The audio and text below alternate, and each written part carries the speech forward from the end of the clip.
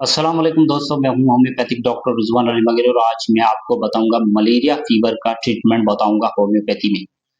Homeopathy की 3 medicine है वो मैं आपको बताऊंगा इस वीडियो में। तो आप जो है मेरा वीडियो पूरा देखना है और वीडियो मेरा आपको अच्छा लगे तो मेरे वीडियो को लाइक करना है, शेयर करना है और मेरे यूट्यूब चैनल को सब्सक्राइब करना है और उसके साथ आपने जो है बेल आइकन को ज़रूर प्रेस करना है ताकि मेरे हर आने वाले वीडियो की नोटिफिकेशन आपको मिलती रहे।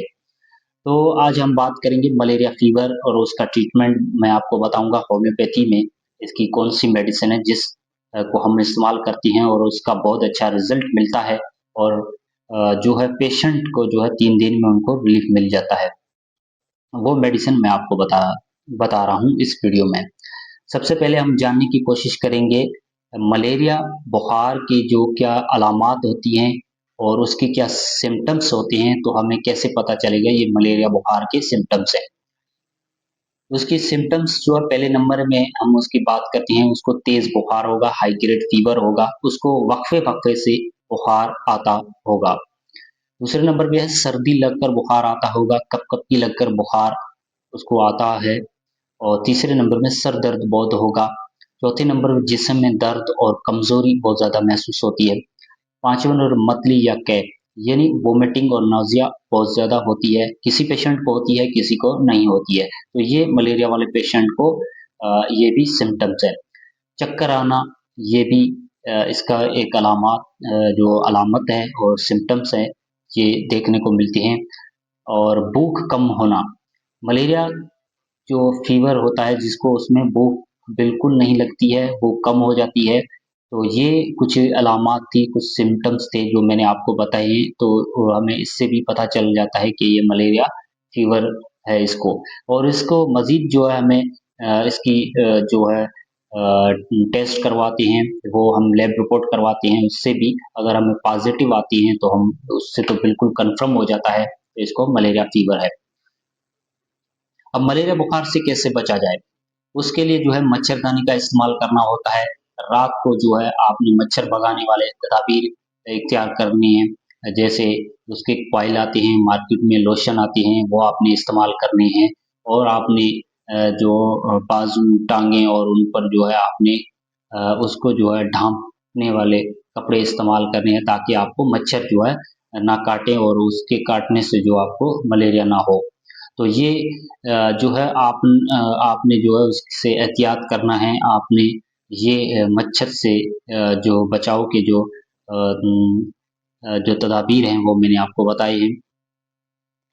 और इसकी अब मैं आपको बताऊँगा होम्योपैथी की मेडिसिन 3 बताऊँगा जिसके बहुत अच्छे रिज़ल्ट हैं, जिसको पेशेंट ये जो अलामात मैंने आपको बताई है, जो सिम्पटम्स बताई हैं, ये पेशेंट में अगर देखने को मिलती है, तो ये मेडिसिन आप इस्तेमाल करेंगे या किसी पेशेंट को पॉज़िटिव जो है उसको मलेरिया रिपोर्ट आई है और उसको ये मेडिसिन आप इस्तेमाल करवाएँगे, तो ये इंशाअल्लाह जो है इससे उनको वो रिलीफ़ मिलेगा, वो जल्द क्योर हो जाएँगे।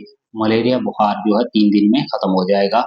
और ये मेडिसिन है चाइना 30 पहले नंबर की मेडिसिन है, इसका नाम आपने नोट कर लेना है। चाइना 30 पोटेंसी में है। दूसरी है एपिकॉक 30 पोटेंसी में है। तीसरी है आर्सेनिकम एल्बम, ये भी 30 पोटेंसी में है।